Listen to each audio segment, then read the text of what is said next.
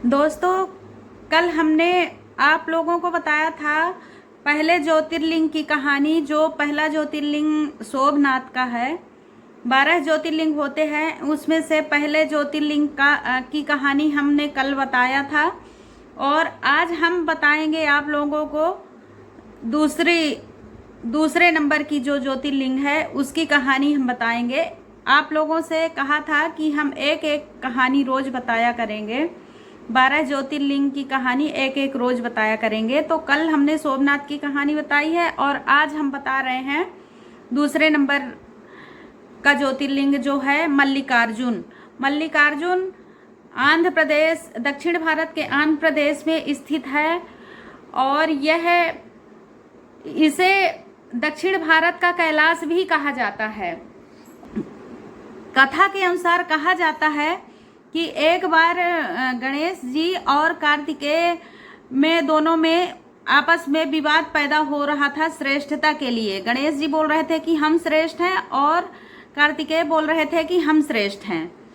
तो दोनों में बहुत ज़्यादा बहस छिड़ गई। तो शिव और पार्वती ने एक तरकीब सोचा। उनने सोचा कि क्यों ना इनकी परीक्षा ले ली जाए कि इनमें से सब सर्वश्रेष्ठ कौन है। तो उनने एक ये बहस को सुलझाने के लिए पार्वती और शिव ने एक शर्त रखी। उनने कहा कि जो पूरी पृथ्वी की परिक्रमा करके आएगा वही सर्वश्रेष्ठ माना जाएगा, वही विजेता माना जाएगा। तो कार्तिकेय जो थे वो तो उनकी सवारी तो मयूर थी, तो वो तो जल्दी से मयूर सिंहासन में बैठे और पूरी पृथ्वी का चक्कर लगाने के लिए निकल पड़े। लेकिन गणेश जी सोचे कि हम एक तो वैसे भी मोटे और उसमें भी मोटे के साथ साथ हमारा मूसक वाहन है, तो हम इतनी जल्दी हम पृथ्वी का चक्कर हम कैसे लगा पाएंगे। तो वो अपने दिमाग से एक तरकीब सोचे। उनने कहा कि हम अपने माता पिता का चक्कर लगा लेते हैं। और उनने यही तरकीब अपनाया। वो 7 बार पृथ्वी का चक्कर न लगाकर वो अपने माता पिता का 7 बार चक्कर लगाए और आकर बोले कि हम अपने माता पिता का 7 बार चक्कर लगा लिए हैं। हमारे माता पिता ही हमारे लिए सारी ब्रह्मांड हैं।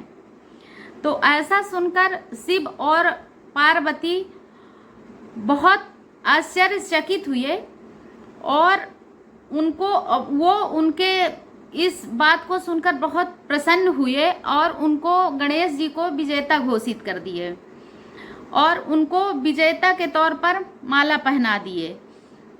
इतने में कार्तिकेय पृथ्वी का पूरा चक्कर लगाकर और लौटे तो देखे कि गणेश जी को विजेता घोषित कर दिया गया और गणेश जी को माला पहना दिया गया। तो उनको बहुत गुस्सा आई और वो क्रोध से कैलाश पर्वत छोड़ने का निर्णय ले लिया।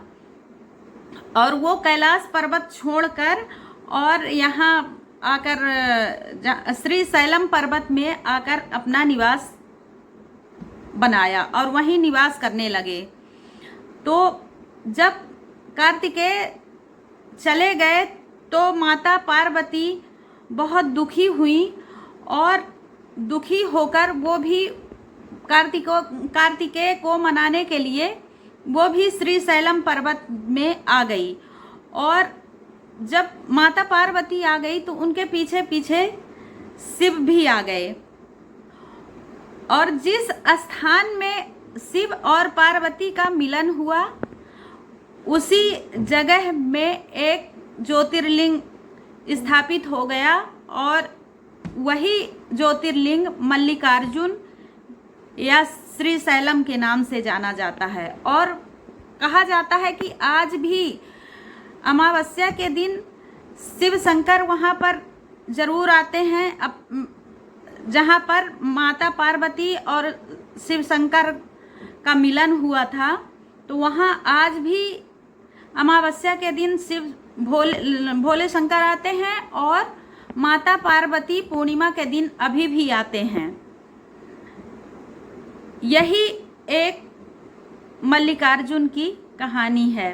और आगे जो तीसरे नंबर का ज्योतिर्लिंग है उसको हम अगली वीडियो में कल बताएंगे। आप लोग जुड़े रहिएगा और अगर पसंद आए तो लाइक सब्सक्राइब ज़रूर करिएगा और बेल आइकन ज़रूर दबाइएगा और ज़्यादा से ज़्यादा शेयर करिएगा।